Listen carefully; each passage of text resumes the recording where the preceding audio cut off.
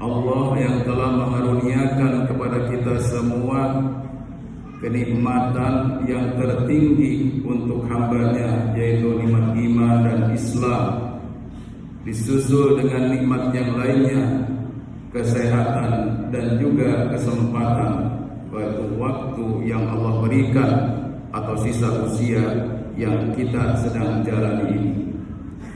Semoga kita semuanya terus menjaga karunia nikmat Allah Subhanahu wa taala sehingga kita akan dicatat oleh Allah Subhanahu wa taala sebagai hamba yang pandai bersyukur, abdan syakur. Sidang Jumat yang berbahagia, para ulama selalu mengingatkan kepada kaum muslimin agar selalu berhati-hati atas segala perbuatan yang dia lakukan itu, yaitu untuk selalu dijaga dari perkara-perkara yang bisa merusak amal-amal yang bagus, amal-amal yang sudah kita susah payah melakukannya. Oleh karena itu, ada 6 perkara yang dapat merusak daripada amal perbuatan yang sudah kita lakukan, yang nantinya kita akan digolongkan ketika nanti menghadap kepada Allah Subhanahu wa taala, ketika kita dihisab oleh Allah Subhanahu wa taala, endingnya kita akan menjadi orang yang merugi atau orang bahasanya adalah bangkrut. Sidang Jumat yang berbahagia, ada 6 perkara itu. Yang pertama adalah al-uyub bin nas. Mereka selalu sibuk terhadap aib orang lain, dengan bagaimana dia sehari-harinya disibukkan dengan membicarakan keburukan-keburukan orang. Kemudian juga disusul dengan selalu mencari-cari kesalahan orang lain, menggibahnya, memprovokasinya, bahkan ditambah lagi dengan menghinanya satu dengan yang lainnya.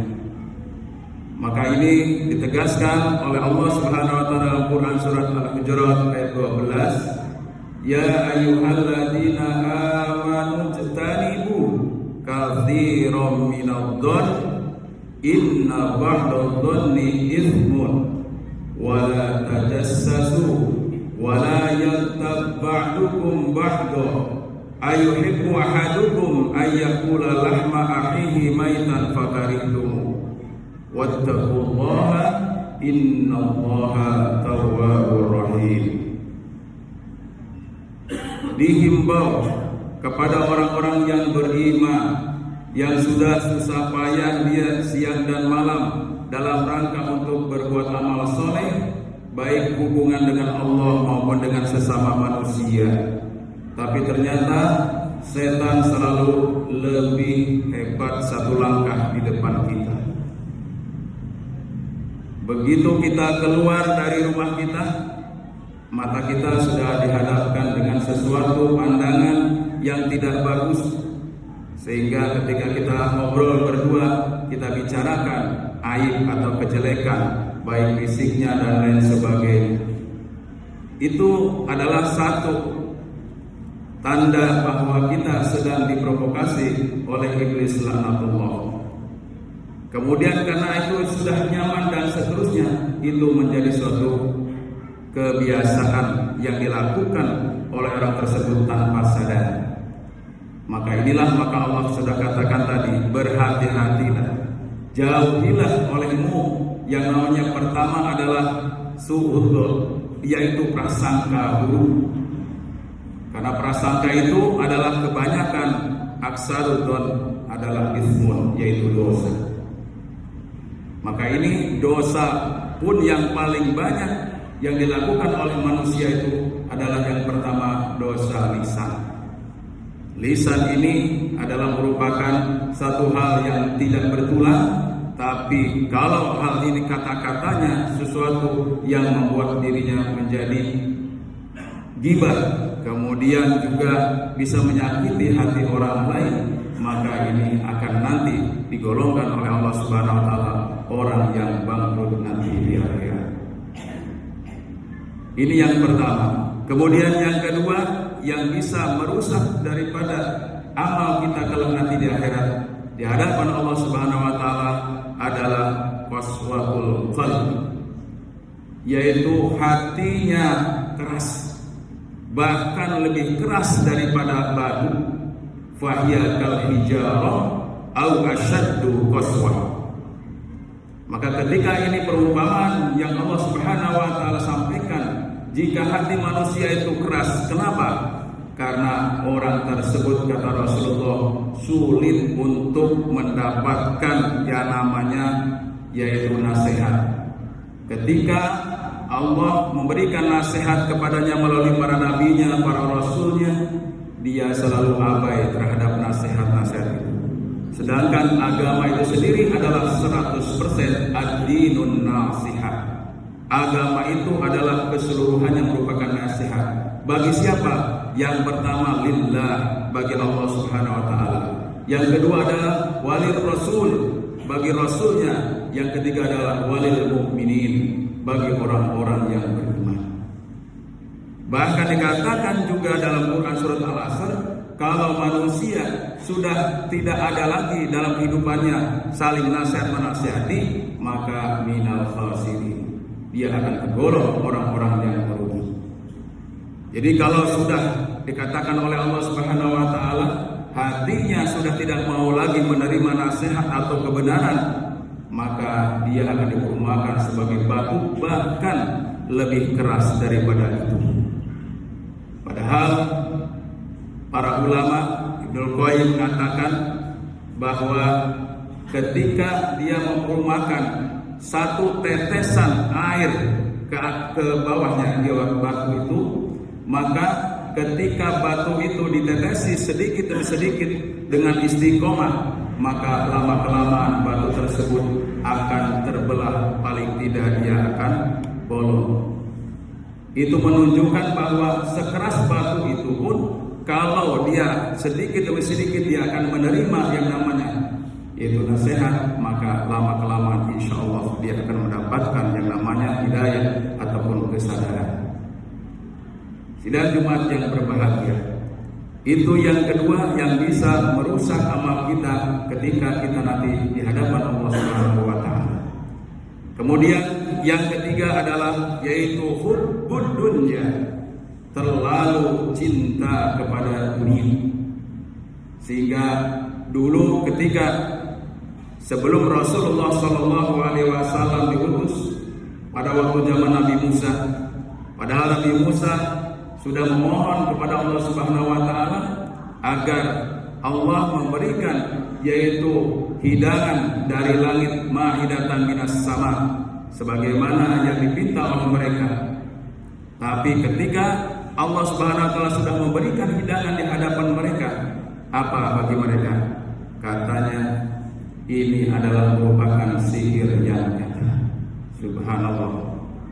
Jadi sesuatu hal yang kadang-kadang ada terjadi pada manusia saat sekarang ini, ketika manusia sudah diberikan kelonggaran, kemudahan di dalam mencari nafkahnya, banyak manusia yang lupa ingat untuk bersyukur kepada Allah Subhanahu wa taala.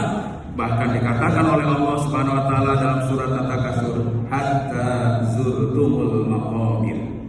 Mereka hanya berlomba-lomba mengumpulkan harta benda sampai dia baru tahu kalau dia nanti masuk ke dalam kubur tidak akan membawa apa-apa kalau memang hartanya itu tidak dinafkahkan di dalam jalan kebaikan.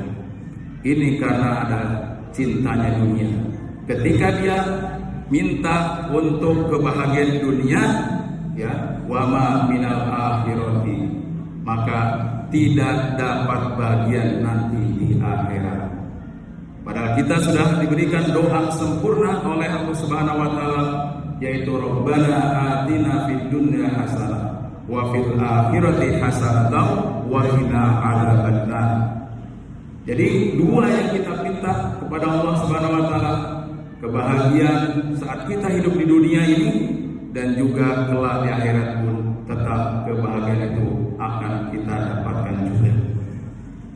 Oleh karenanya maka mari kita hati-hati, jangan sampai kecintaan kita kepada harta yang hanya sementara ini. Harta itu adalah merupakan titipan dari Allah Subhanahu wa taala yang memang harta tersebut bisa menjadi juga penyelamat kita nanti di akhirat, bahkan di alam barzakh kalau harta tersebut dinafkahkan pada jalan Allah Subhanahu wa taala. Kemudian yang seterusnya adalah qillatul haya, yaitu sedikit memiliki rasa malu. Kalau tadi hatinya sudah keras, cinta dunia, kemudian juga dia suka berburuk sangka kepada orang lain, maka ini sudah kehilangan rasa malunya, baik di hadapan manusia maupun juga di hadapan Allah Subhanahu wa taala. Apapun yang dia lakukan, dia sudah merasa nyaman, padahal apa yang dilakukan itu sesungguhnya adalah sesuatu hal yang tidak terpuji, sesuatu hal yang menurut pandangan kebanyakan manusia juga itu tidak pantas untuk dia lakukan. Segala macam cara dia lakukan, yang penting saya happy, yang penting saya oke, dan seterusnya. Inilah keadaan kondisi nanti kelak di akhirat. Orang tersebut akan dipermalukan di hadapan manusia sebanyak-banyaknya. Qillatul haya. Yang kelima yaitu tulul amal. Orang yang nanti bangkrut di hadapan Allah Subhanahu wa taala adalah ketika dia hidup di dunianya, mereka punya angan-angan yang tinggi namun tidak dibarengi atau tidak diimbangi dengan usaha yang maksimal. Sehingga ketika hal itu dia dapatkan, maka bisa jadi akan kembali kepada tadi segala macam cara, yang penting oke. Angan-angan dia ingin seperti orang yang dahulu bahagia, tapi ketika dia tidak memiliki ilmunya, kemudian juga tidak bersabar dan seterusnya, maka bisa jadi itu adalah hanya isapan jempol semata. Maka orang yang sedikit tadi rasa malu akan menyebabkan juga turul amal, yaitu panjang angan-angan. Yang terakhir adalah orang yang senantiasa nanti kelak di akhirat akan menjadi orang yang bangkrut, adalah orang yang melakukan yaitu perbuatan dolim tanpa berhenti-henti. Banyak sekali saat sekarang ini ketika dia merasa ini nanti masuk ke dalam penjara aja sebentar saja, ya, kemudian nanti suatu waktu suatu saat akan kembali bebas dan seterusnya. Atau bahkan karena di sini memang hukum mungkin belum dijalankan dengan sebaik-baiknya, belum proporsional secara hukum yang berlaku di negara kita, maka ketika itu dilakukan ya oleh orang-orang yang memang itu adalah mereka yang harus bertanggung jawab di situ, tapi tidak maksimal, maka akan kembali kepada pribadi-pribadi orang yang terus tidak akan pernah dia merasa bersalah dan tidak akan pernah dia melakukan tobat nasuha atau tobat yang sesungguh-sungguhnya. Tidak memiliki rasa bersalah, tidak pernah menyesal, bahkan ketika dia dibebaskan kembali dari hukuman itu, mungkin dia akan melakukan yang lebih jahat lagi. Nauzubillah tsumma nauzubillah. Maka insyaallah kita mohon kepada Allah Subhanahu wa taala agar Allah Subhanahu wa taala untuk senantiasa melindungi dari 6 perkara yang membuat kita nanti kelak di akhirat menjadi orang yang khosirin, orang yang merugi. Barakallahu li wa lakum fil Qur'anil karim wa nafa'ni wa iyyakum bima fihi minal ayati wa dzikril hakim wa taqabbalallahu minna wa minkum tilawatahu innahu huwal ghafurur rahim.